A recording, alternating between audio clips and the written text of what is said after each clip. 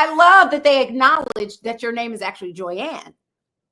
I mean, this is how you know, right, that the writers or Ego herself, because a lot of times the people in it do the writing, we know a sister had to be in that room, and I'm hoping it was Ego herself, because only sisters know that my name is Joyanne and acknowledge it.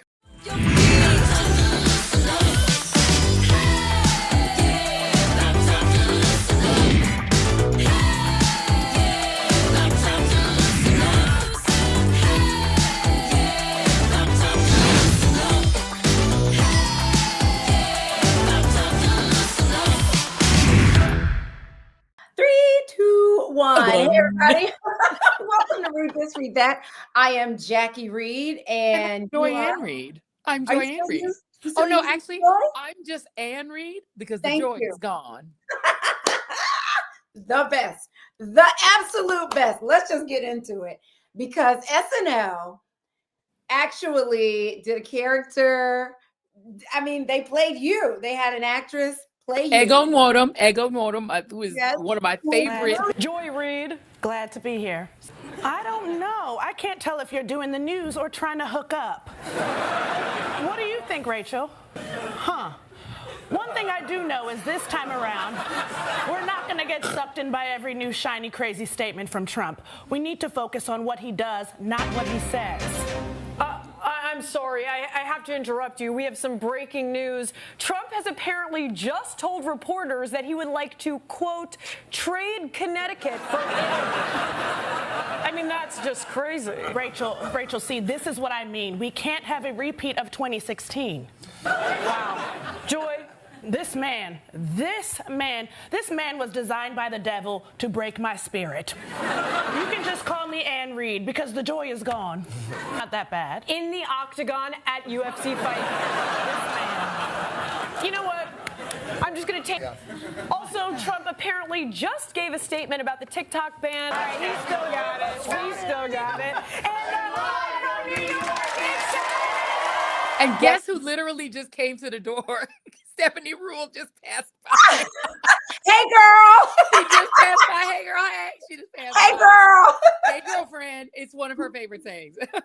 Let me say to you, how were you watching this? Like, how did you know that this happened?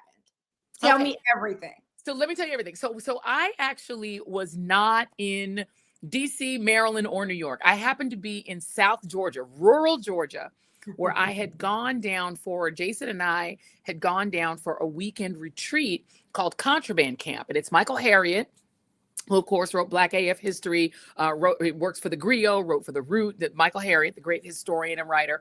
He convened this group of Black intellectuals, writers, filmmakers, just a bunch of, Black folks, Black intellectual people who came together for pre-inaugural weekend. And it's because he's launching a Substack called Contraband Camp, which is just going to be a place where like Black people can, write, create, and think.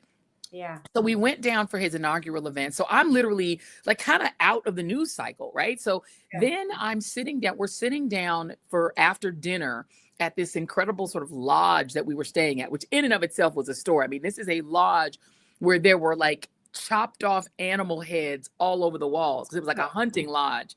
And these crazy people, this is such a strange culture to me of being like, ooh, well, look at that beautiful giraffe. Let me shoot it, cut off its head and upper body and hang it on my wall. Please move on. Don't get me started. So we're at this weird lodge, right? And so we're there at the lodge and we're sitting here, about to sit down and watch a football game, watch the game. People are watching the game after dinner.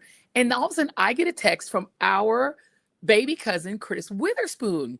And he's saying, oh my God, you're being portrayed on SNL. And I'm like, wait, what? Come to find out, Ego Modem, who is one of the, one of our favorite little characters on the show, is playing me as they're doing a send-up of the special that we do with Rachel, me, Stephanie Rule. They had an Ari Melber character and a Chris Hayes character. All of us are being played as we're on the panel covering Donald Trump. And it was so hysterical. I mean, they had me I'm the only one who ever wears patterns, right? So they had me in a very loud pattern shirt. Because look, I'm always in patterns. We did the special today. Rachel's always in black. She was in black. Stephanie Rule, she's always saying, "Hey, girlfriend." She said, "Hey, girlfriend." It was so spot on. The characters were so perfect. But my character, one of the things she said, because of course she's being me, she was like, Donald Trump was designed by the devil to break my spirit. And she said, "You can just call me not Joyanne, but Ann, because the joy is gone." And when I say she reached into her soul and pulled out me, she is me. So I was so excited. So when I told everybody, "Oh my God, I'm on Saturday Night Live, I'm being portrayed on Saturday Night Live," Michael went on YouTube TV so that we could rewind it and watch the whole thing. We sat down and watched the whole episode. It was a Dave Chappelle hosted show. It was a hilarious episode. And this was the cold open. So, a lot of people just watched that. So everybody saw it. My phone started blowing up. I was texting with you, cousin Sora, sister friend. I was texting with my sister, my cousins, friends, people I ain't talked to in a minute. Like literally my whole phone exploded and then it died. And so no one else could text me until today. So when I turned off, when my phone came back today, people were still texting about it. It's pretty epic. And you posted it. And I don't know, because when you post something on social media, you get like hundreds of thousands of comments. Ego commented. She commented. And I was like, oh my God. But like I have never felt like particularly famous until literally there are only two things that have made me feel famous. When I was a New York Times crossword puzzle answer, which I freaked out about and ordered copies of it. So I have framed copies of myself being an answer in the New York Times crossword puzzle. As I should. And this.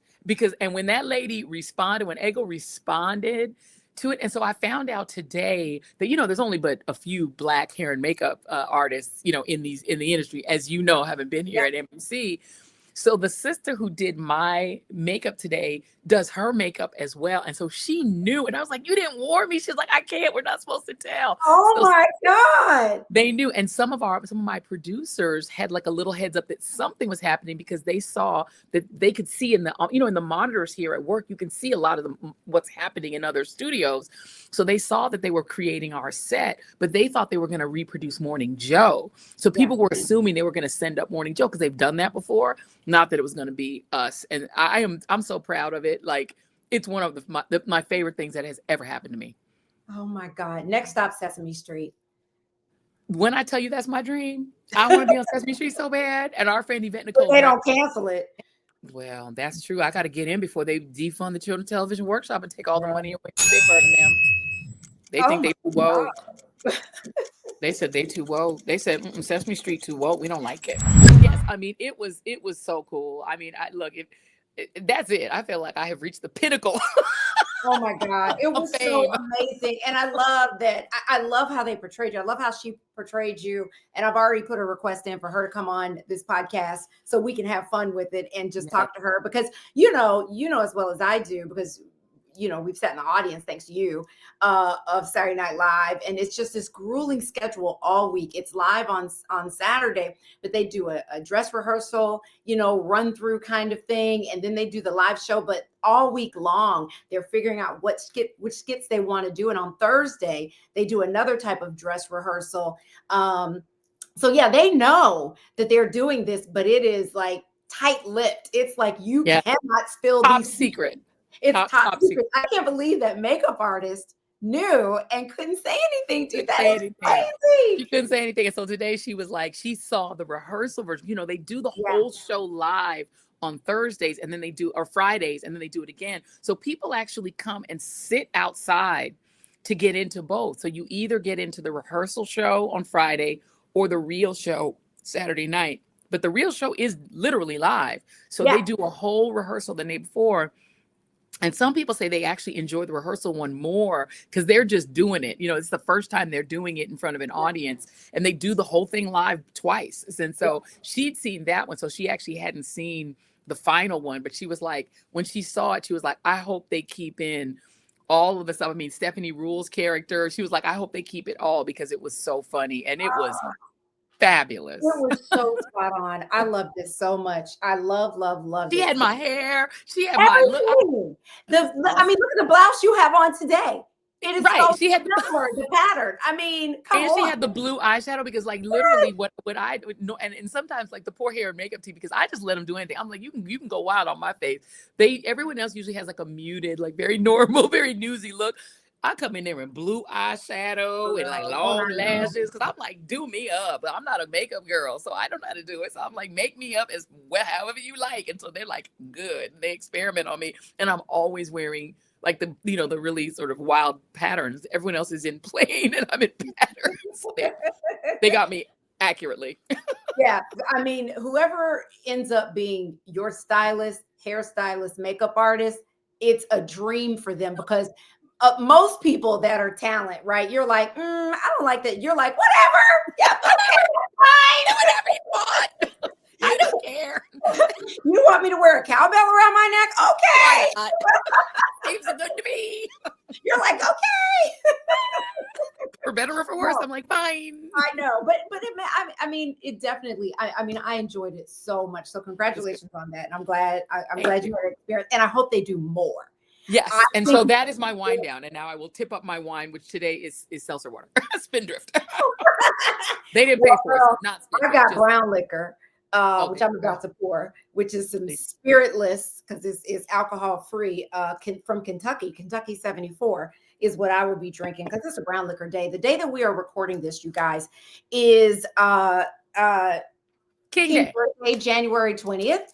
And it was an interesting day. I tell you, my quick wind down is being back in Atlanta is a wonderful thing because growing up, we always celebrated the King holiday. We always had it off.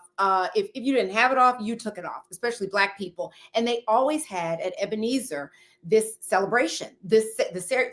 It ended up being televised nationally eventually, but we would go every year. There's a parade and everything. I did not go this year, but I watched it because we're getting ready for snow here. So that's the whole thing. Yeah. But I watched it on TV, and I have to say, your brother, Reverend Dr. Barber, ooh, girl, you have to go back and find that because I know you were busy doing other things today. But he was the keynote. I mean, Bernice King spoke a little bit before him, but he was the keynote. And when I tell you, girl, he went in. It was so good. Remember the movie Selma and the song that John Legend and Common wrote together, Glory? Yeah. Girl, we ended by quoting Glory.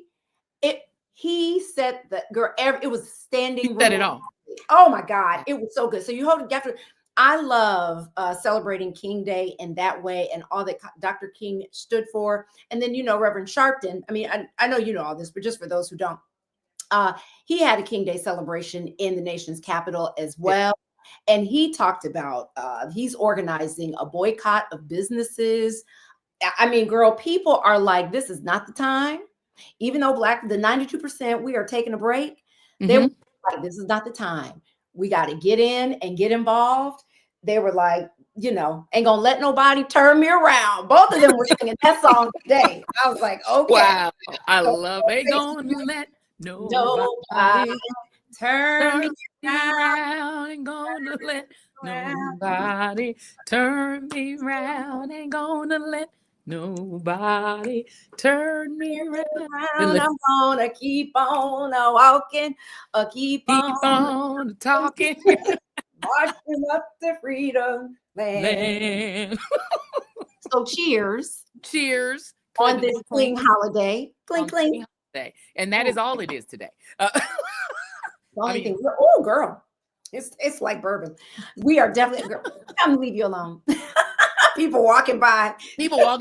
I mean, and look, because today has been a very interesting day, cousin, sister, Sora, friend, because in addition to it being King Day, which is the only thing we actually acknowledge on today, it is another day when every 4 years ritual did in fact take place in the nation's capital. Which I did cover on today in my patterny top.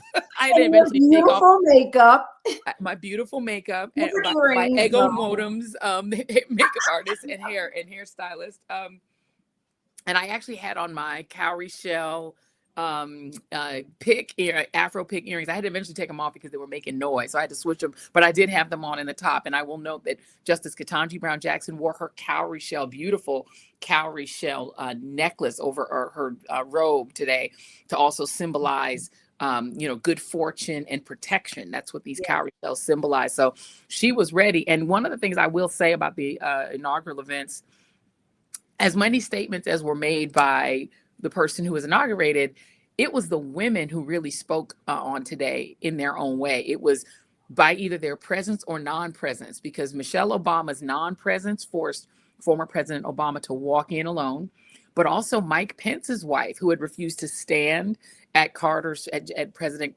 Carter's funeral, and did not shake Trump's hand either. Didn't even stand. She didn't even look at him. She just and today she did a Michelle Obama, and she said, "I ain't going." She was not there. So both Pence and President Obama had to walk in by themselves. And then Hillary Clinton, during the part of Trump's speech when he talked about renaming the Gulf of Mexico into the Gulf of America, she just laughed. Like she. Tell me it was a belly gut laugh, was it? It was like a boy, please. It was a boy. Come on now. She laughed. It was so funny because everybody else was trying to hold their face. And then, of course, our Kamala Harris, our vice president, outgoing vice president, the chill. If you could have felt the chill when she and Doug got into the former second gentleman got into the vehicle, into the SUV with the Vances. If you could have felt the chill, your TV would have frozen. I mean, I wanted to watch and support, but when I turned it on, I saw Doug. I didn't see Kamala, but I saw him getting in the car heading to the ceremony, leaving the vice. I couldn't do it. I started crying. And so I had to turn. I was like, I'm just not ready. I just can't acknowledge this. But what I do want us to touch on, girl, Calvin Brodus, AKA Snoop Dogg, Nelly, Rick Ross, and Soldier Boy, girl, they are getting dragged for their participation in inaugural events. I mean, and deservedly so. But girl, what? And I mean, 8 years ago, Snoop was calling anybody, he was calling them out their name, anybody who even thought about performing. You know what I mean? At this, calling them all kinds of names. And here he is not only performing, but DJing his own performance. And then, girl, why was he playing Journey's Don't Stop Believing? Did you see this clip? When he was like, I know I'm not the only one. I know y'all know the words. Don't stop believing. I was like, what is happening? Because he probably realized that the almost entirely white male crowd in front of him didn't know any of his songs. I mean, it was so bizarre to watch. And we should play the clip. Let's play the clip. So ain't nobody gonna perform for Donald Trump, huh? Which one of you jigaboo ass niggas gonna be the first one to do it? I'm waiting. I'm gonna roast the fuck out one of you Uncle Tom ass niggas for doing it. Which one of you gonna do it first? I was the one that performs for himself. This was in January of 2017. He essentially threatened to drag any Black performer who performed for Trump. And then 4 years later, he mocked them in a way that was so merciless that for him to then essentially be the person he was mocking was wild. You did have Nelly go on and try to defend himself. He did an interview with another former, sort of retired rapper named Mr. Willie, from the Ghetto Boys. That was and he has a podcast. And by the way, the comments, he tried to equate his performing for a Trump inaugural event to the military serving the nation. Right. And Mr. Willie let him talk, and then he said, he let him talk for like 5 minutes, and he said, what does serving in the military have to do with you performing at a concert? It made no sense. Just humming, and he was getting killed in the comments. Dragged in the comments. And then Soldier Boy, I don't know if you even, saw that. if you haven't seen it, don't even look for it. When he's pulling money out, cash, saying, Obama, that N word didn't do this for me. Biden didn't, and called Kamala the B word, and he's Called her showing Kamala cash. instead of Kamala. And mispronounced her name, called her the B word, pulling out cash out of his pocket. I was like, this is just, it doesn't even deserve. I mean, and Ice Cube has also gone over, and I did a post on Blue Sky. You should follow me on Blue Sky, by the way, joyanreid.bsky.com. But what I said, I reposted it on the Meta platform on Instagram.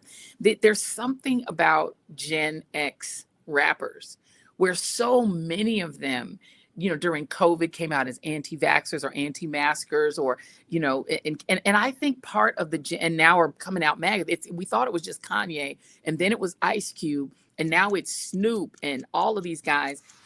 And you wonder whether part of it is because we as Generation X, we're raised by boomers, but we were raised in this post-civil rights. Like my sister was bused, but we were just after the busing was sort of fading, and we were just raised on this consumerist, get money, clothes, and hoes. And we were raised on hip hop. When hip hop began, it was roller skating music, and then we had the Daisy Age, Tribe Called Quest, Jungle Brothers, 3 Feet High and Rising, De La Soul. That was my favorite hip hop era. And then but it's lost. But it morphed into Biggie, and Tupac, but also just money, clothes, and hoes. And that was the era when Trump was very popular with hip hop artists. They would reference him as a symbol for money. And so hip hop became this thing that was about money, clothes, and hoes. And those guys whose formative years were in that 90s to early 2000s period, that Gen X type of rapper, a lot of them just still think whatever is good for cash is actually good. And it's sad. It really is sad because it's like they are, and it's not all rappers, but it's too many of them that still lean into success means having all these material things and just trying to, when that's not wealth. Right? You might and be that's not hip hop. You may not even be, and it's not what hip hop is. That's what rap is, right? That's what a form of rap is. Because I won't say that all rap music is that, but it is horrible because once they feel like they have arrived, then they forget about everybody else. They can say, "Oh, that's our buzzer. We have a our buzzer. We have a." We're going to move to another topic. Well, the last thing I will say before we move to another topic, because I know we got buzzed. Yes, because we got Chris Witherspoon standing by. Hip hop used to be America's CNN, and there's still some rappers like Doechii and Kendrick Lamar that are upholding the Q-tip tradition, the true hip hop tradition. But we need to get back to that. Gen X rappers, maybe it's time for y'all to retire. Bloop. Well, I mean, I wouldn't say all of them because I think there are a lot of rappers that are Gen X that still hold it down. Right? They still hold it down. But Chuck D in the house. We still love Chuck D. Exactly. Please don't ever come out for Trump Chuck D because it will break my spirit. Thank you. Love Ann. Listen, I'm just like, when you see what's going on with Jay-Z in the NFL, I just don't know. And Timberland and X, Timberland and Swiss with Elon Musk and striking that deal. So yes. I don't know what's happening. Make it stop. It's really disheartening. Okay, so let's talk about TikTok. Yes. Which, it was this ban that was supposed to be happening and, started by Trump. But everybody made it, but then it took on a life of its own that included Democrats because they just, I don't know why, but it was started by Trump. Yeah, because they want to go along to get along. They fall for everything. They do. And so on Sunday, TikTok went away. And the message that they put up there actually had Trump's name in there. We were working with Trump to bring it back. And then hours later, what do you know? TikTok is back. And one thing I will correct, it went away Saturday. Please. It went away a day earlier. So it was supposed to go away. Why did I think it was Sunday? And then by I'm not on TikTok that much. Well, then by Sunday, the day it was supposed to go down, it came back. And it not only was it just Democrats going along with it, many of them voted for an actual law. That's what I'm saying. It started with Trump, right? This all started with Trump. But then as it gained momentum, the Dems went along with it, with this whole theory that it was because it was owned by the Chinese government that they were doing something with our information. as if all these apps are not collecting information and spying on us. Not all of them, but so many of them, not just social media, but it just depends on what you have, right? Yeah. But then the other piece is that this law that Donald Trump demanded he was like, we're going to ban TikTok. He wasn't even president. He wasn't even president. Then the Republicans put up a law in the House. It passes with Democratic signatures. It then passes the Senate with Democratic signatures. President Biden signs it. He signs the law. The law goes to the Supreme Court. The Supreme Court affirms it. No, they affirmed that TikTok sued. And TikTok lost in the Supreme Court, the Supreme Court. So we're talking about all three branches of government. The president, the Congress, and the Supreme Court, all three agreed that TikTok is dangerous and must be banned. All three branches of government. So TikTok takes down, takes away people's access, but puts up a forced push notification to every user saying that it's going to be taken down. And they say they're working with President Trump to fix it. He's not president yet. Then on Sunday, it comes back up, and then they thank President Trump. But he's still not president. He was not president until today, Monday. So they're talking. And did the threat go away? The threat that they were talking about? Did they fix that? Nothing has been changed. And so TikTok is exactly the same. And here, let me make it even worse. The guy who is the president of ByteDance, which is a Chinese-owned firm, was at the inauguration. Sitting really like they were all there. But I don't know. Let me not say this is fact, but I was looking around on social media, and there was a guy who was a programmer talking with a girl who was a programmer, and they were saying that when it went down, now this is not based in fact, this is just something that I saw, but I'm curious about it. They were saying that they were switching it over, and now that TikTok is on a meta server. Oh, that's our 2 minute. That's an allegation, and we don't know if that's fact. I don't know if it's true or not, but it's interesting if that's the case. And the last thing I will add is that Trump remember, he also owns a social media company called Truth Social. He posted on that over the weekend that the biggest and the best solution for TikTok is to have the U.S. government own half of it, which would mean that the algorithms that all three branches of government have agreed are too dangerous for Americans to use would then be in the hands of the U.S. government. And then the push notifications could come from a thing that's owned by your government. I feel like this is an undercover rumored to be taught to be looking at buying TikTok. As is the Shark, one of the guys from Shark Tank is talking about buying it. So lots of billionaires are talking about buying it. Some billionaire will buy it. It'll be whatever billionaire. But the prospect of it partly being owned by the U.S. government, if you really believe in the First Amendment and government not being able to coerce speech, you may want to really think seriously about whether you want the U.S. government to own even partially a social media company. Just a thought. Well, I mean, it really has a lot of not just influencers, but people, of us that put information out there on social media and communicate with an audience on a regular basis. I'm just getting a little disenchanted with all of it, with Meta, with Mark Zuckerberg kissing the Google, ring. they were there. Everyone, Google, Apple. I mean, everybody. It's an oligarchy. It makes you think deeply about everything you own, everything you're a part of.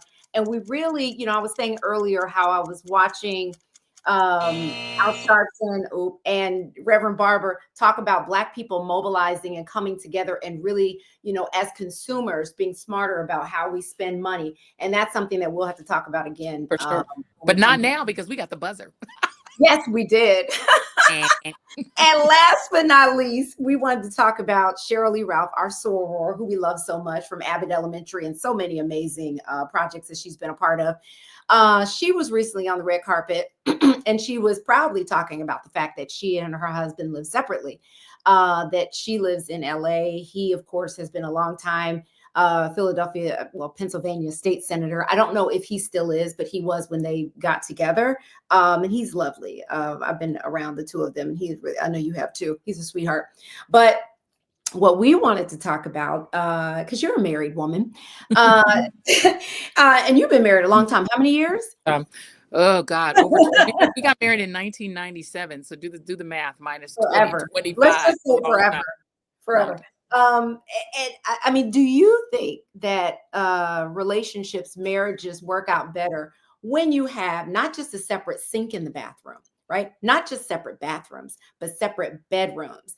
I, for one, think I've never been married, but I have lived with a man or two. And I do think that it is a really great idea and solution to so many things. I think TV and movies have us thinking that being intertwined as a couple when you sleep is the way it's supposed to be. But I don't think so. If you snore and he doesn't, or vice versa, or you like hot and he likes the cold, what do you think? You've been married forever. It's an interesting thing, and I've never had, we've not done that. But I mean, look, if there's a snoreathon happening in my bedroom, I do go in another room and sleep, and I do get a great night's sleep because I need silence to sleep. Like I can work with noise, I can do my homework back when I was in school with noise. I can do almost anything with lots of noise, but sleeping is the one thing because I am an insomniac, so I need like silence in order to sleep, or I can't sleep. Yeah. So that becomes an issue, and so there are times when I do go in another room or in the guest room or something to sleep because I can't sleep with any noise, and snoring is just I can't sleep. And so an interesting question that I think it'd be a fascinating experiment, because I do think that people assume that because someone is married, it means you need to be all up under each other all the time. And I travel a lot for work, and so I'm always on the road. Jason doesn't always travel with me. He does sometimes, but I think time apart is a very important part of relationships, because you can't miss somebody if they're always with you, if you're always together. So I do think you need to create some separations for yourself where you have separate interests, separate friends. I don't think there's anything wrong with that. And I think that people just make assumptions about marriage that it can only be one way. I think whatever works for you works for you. Dolly Parton talks about her marriage working that way, that essentially when they lived apart, their relationship was better. When she retired and they both retired and they tried to move in together, they had problems. And so I think it whatever works for you works for you. And I think you should be willing to experiment with relationships, even if that means separate rooms. And look, wouldn't it be amazing to have your own bath? I once told Jason, I need my own bathroom. Like I want my own entire bathroom. No, some couples that have a lot of money have their own, like they have a room in between, like a little suite living room area in between two full bedrooms, right? Full bedrooms and bathrooms and everything separate. But if they want to come together and watch TV, it's like a date. You can have like a date night. Girl, you can come together in that's a shared space, but you have your own bedroom and your own bathroom. Like to me, by the way, why is everybody not doing this? Right. And I think if you think about monarchies, the kings of England didn't share their room with their queens. They each had their own room. And the queen had her own room with her own, group of aides that helped her, and he had his own. So it's not crazy, and it's not uncommon historically for people to have. And look, and also in some of these African communities where they have multiple marriages, if you have multiple spouses, they usually have their own house. They don't just have their own room, they have their own house. And so people live on a commune. Yeah. And if there's a multiple marriage, each wife has their own actual whole home with them and their kids, and the husband just can visit either house. So it's like there are societies where people do not live cramped up in one room. That's just not the way it has to be. Well, it's like I said, movies, TV, books have us thinking that this is what a marriage should look like. This is what a relationship should look like. If you're not sleeping in the same bed, what's wrong with your marriage? But also, if you're not living, if you're not sharing, if you're not living in the same house, what's wrong with your marriage? And that is just, that's just one of the many things. It's just like saying if a woman is not married, if a woman does not have children, what's wrong with her? Right. Like we need to shake off all of these societal norms and really kind of live the lives that works for us. Each relationship is an individual thing, and you have to figure out what works for you. You can't let society, friends, family, media shape how you are in your relationship. And by the way, it wasn't always like that. Because remember, I Love Lucy. Lucy and Ricky slept in different beds. And in the 1950s, they did not want to portray couples sleeping in the same bed. And so all the TV couples slept in separate beds. So it was considered very normal in the 1950s, at least in television relationships, for people to sleep in different beds. Even Ernie and Bert slept in twin beds. I hate you. I hate you so much.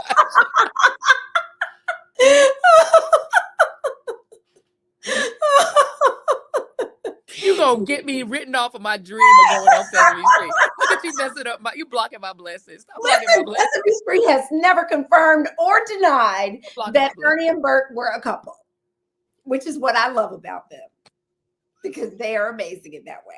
All right. Well, I do believe our dear friend, as we watch the clock. Yep, there he is. Don't bring him up yet, Camille. Hold on. That girl, her trigger is like trigger finger, itchy trigger finger. But no, bring him up. Let us introduce we call him our baby play cousin, because he is a big part of Read This, Read That, and that is the one and only Chris Witherspoon. Hello, family. Hot viewers, Today Show contributor. The list goes on and on. Entertainment journalist extraordinary, and just the most fabulous person we both know. And father of my play godson. Yes. He technically has him, but he's still mine. Yep. And he owns that. Andres owns that. Okay, that is his name right now. Our little friend. How are you? I miss you both so much. I'm so happy to be here, especially the day that we've had today. So I'm just grateful. Woosah. Well, come on, Jesus.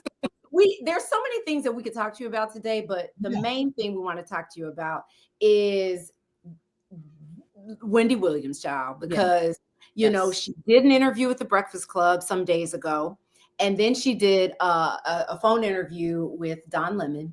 And we know that when it comes to Wendy Williams, I don't think anyone is more of an expert than you. You are a friend of Wendy Williams. You're on her show all the time. You help Joanne perfect her How You Doing. He says it all the time that you helped her perfect that. Yes. But what are your thoughts? Because we were all texting about it, and I know this is something you're really passionate about. She's in a conservatorship like Britney Spears, or is it different from that? Yeah, I mean, first off, I love Wendy Williams so much, and to your point, I was close to the show, regularly was on the show for about 5 seasons. I was with her very final season on the air when things really began to kind of like, not downward spiral, but she was having a hard time being on air. But I was one of the few guests that kept coming back because I knew how to play with Wendy. And for me, it was just a very full circle thing. In my college dorm in Ohio University amidst the cornfields, I used to play Wendy Williams' show on WBLS.com and all her key interviews. So I just loved her so much. And for me, there's been this void where it's like, where the hell has Wendy Williams been? Because if you know Wendy, like I know Wendy, she just wouldn't disappear. She's not the kind of person to just like go off the grid like Richard Simmons. So I was curious where she was, and it was beautiful to see her come back full circle and talk to Charlemagne the God, who some of y'all might remember, the OG Wendy fans. In 2006, she put him on. Yes. No one knew who Charlemagne was. She brought him from South Carolina to New York City to be her co-host, and her show was already hot. It was already popping. We were like, who's Charlemagne? And why is he on the show with her? So she really helped birth his career. And what he said was over winter break, she found a way to get in touch with him and call him. And he was like, y'all, this person I spoke to is not incapacitated. It's not permanently incapacitated. It's not semi-incapacitated. There was no scenario where she's not ready to live her best life and be free. So he went out of his way to book her, have her come on his platform. And y'all know Breakfast Club really drives culture.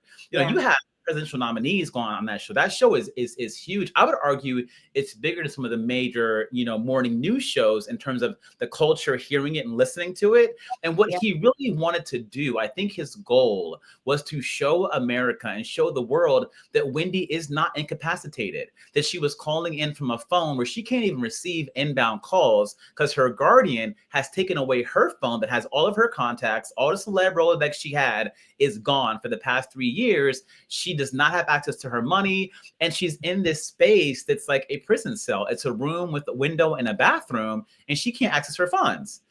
And so I think Charlemagne and DJ Indy were trying to really talk to her and let us hear that Wendy Williams is not gone. And like she even had the coherency to say, the system is broken.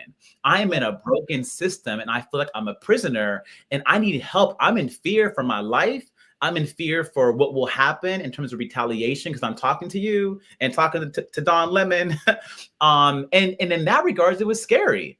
As a diehard fan and a friend, I was like, that's my worst nightmare for any of my friends who aren't famous, let alone someone who has access to capital and resources to not be in that situation. Do you feel like because of those interviews that things are moving to help her, to rescue her, to change the dynamic of what she's dealing with?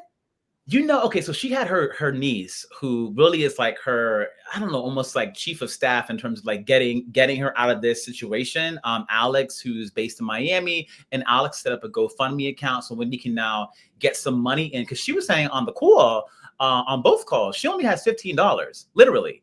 This woman made somewhere around like 10 to 15 million a year from her show, and she was on that show for over 13 seasons. She says she only has $15, and the money that she does have, her guardian is like spending like wildfire. For example, and I'm gonna get to your question, but for example, Wendy went to go see her son who graduated from college last month.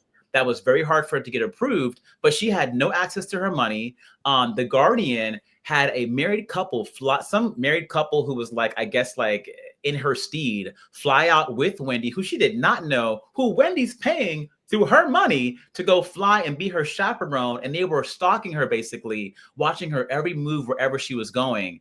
So long story short, she can't access her funds. And I think that this GoFundMe account is set up for her to have a little bit of money that she can have in her pocket that maybe Alex can give her, but more importantly, to maybe hire different law or different legal.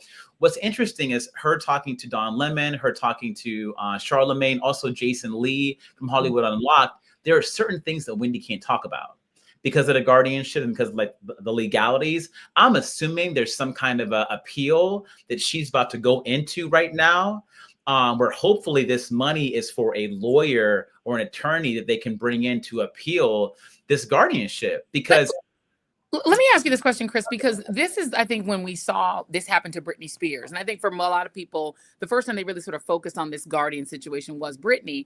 Mm-hmm. Is there something that we've learned from the way that Britney was able to start to back out of the guardianship that her father imposed? And also, who imposed this guardianship on Wendy? And is there something from Britney Spears' experience that maybe can instruct us on how she could get out?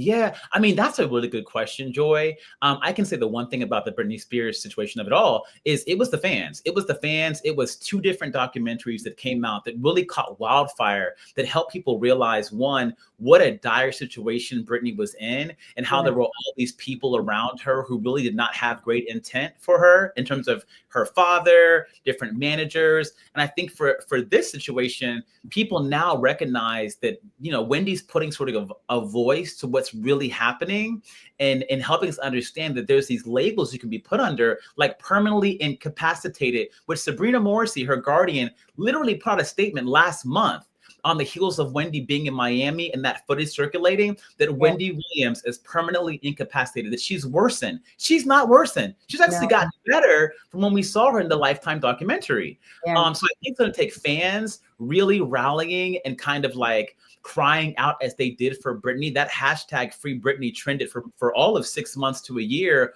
People were standing outside the courthouse in California demanding a trial, like literally walking around with picket signs. And I think at a certain point, the judges and all the King's horsemen and all the King's men said something's wrong here. We have to fast track this appeal. And I think that the system is so broken, it's going to take that. It's going to take not just the fans, but also people on The View, all the places where Wendy went and visited and was a regular, and people knew her magic and also knew just how special she was, have to talk about this. This can't live this conversation on Black Twitter or like in like the Black urban news cycle.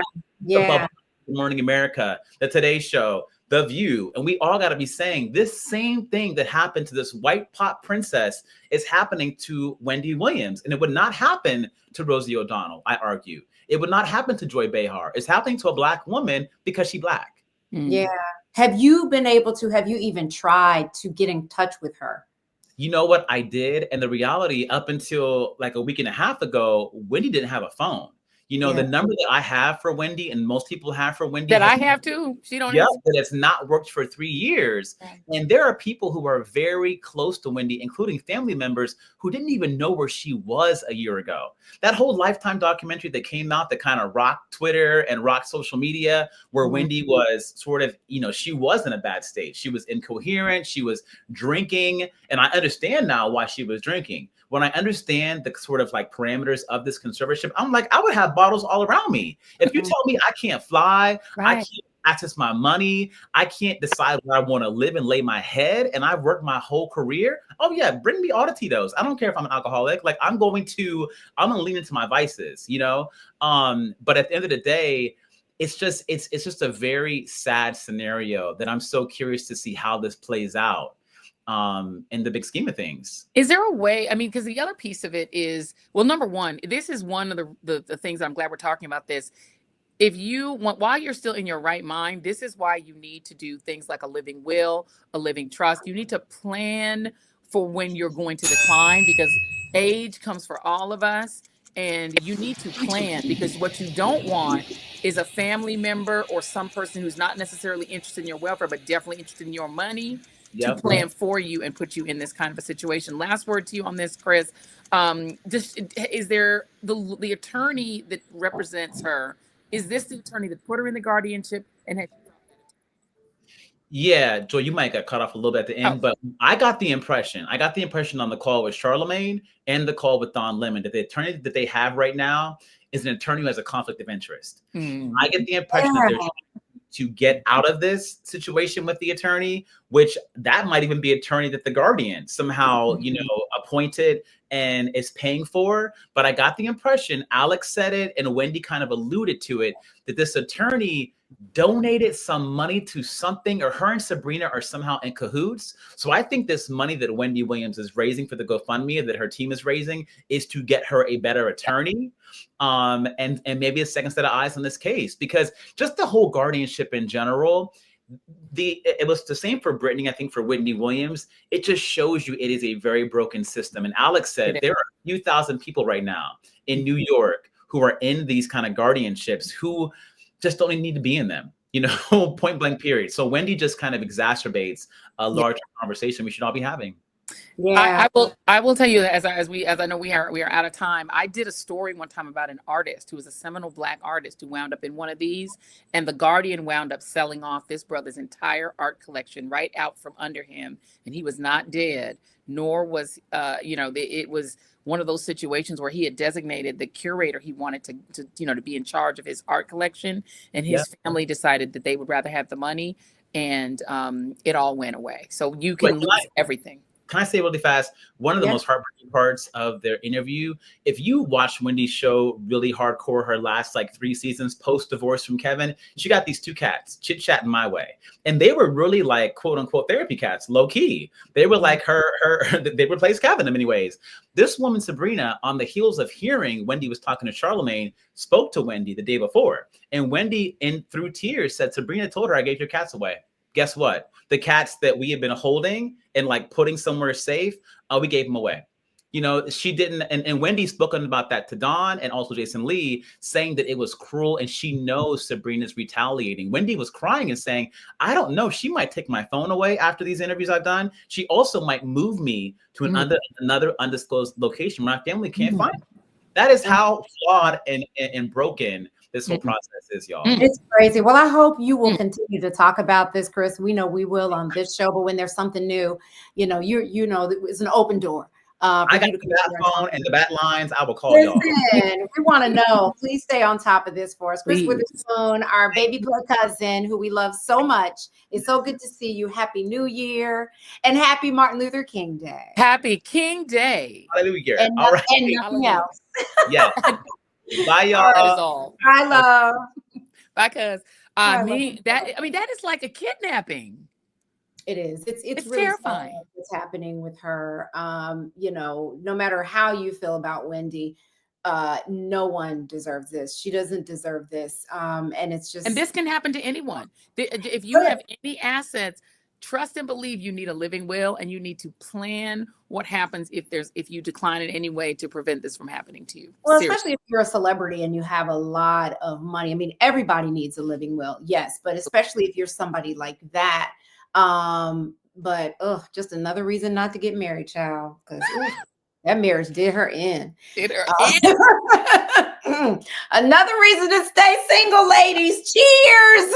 I'm single lady. I'm single lady. I'm single lady. She said, "Put your hands up."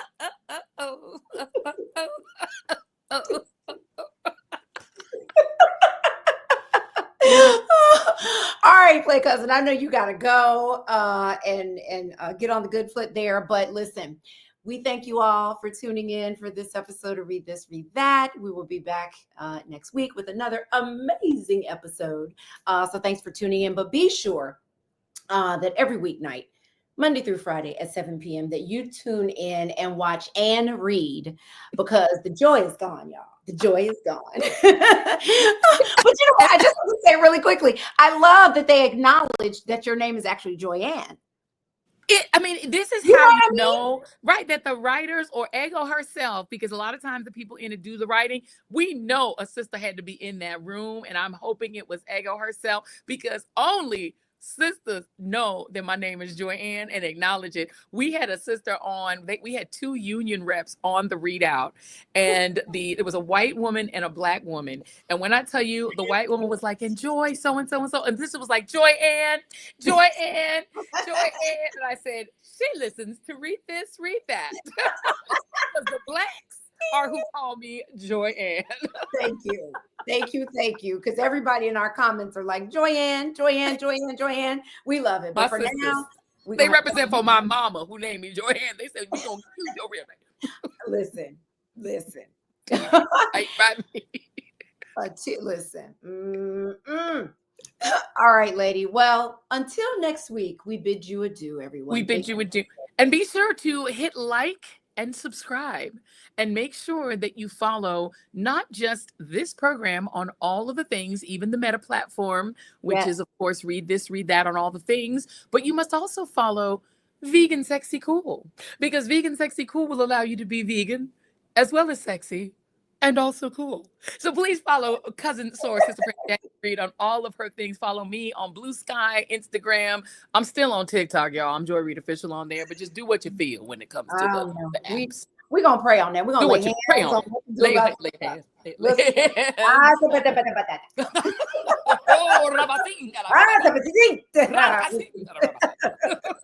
All right, you guys. Bye. Bye.